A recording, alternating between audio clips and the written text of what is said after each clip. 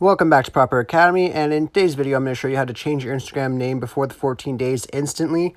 I have another method on how to do this, but it does unfortunately take a couple days. It's not instant.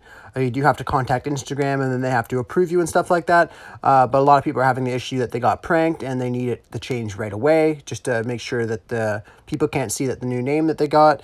So I'm going to show you guys an instant fix on how to change your name. Just to get rid of it to make sure that nobody can see your name for the next 14 days. So all you want to do is you want to go over to your profile page and you want to click on Edit Profile. And then when you're here, you just want to go to your name. And you just want to back out of all of it. And then when it's blinking still, you just want to click Done. And then you can see that it removed your name entirely. So then when you click Done again, you have no name at all and you just have your username for now. You can keep it like this for the 14 days and then you could change it to something that you actually want. It just gives you the option to remove it for the time being so nobody can see the name that you got changed to. I really hope this video helped you out. If it did, just be sure to leave a like and subscribe for more Instagram tutorials. Thanks for watching.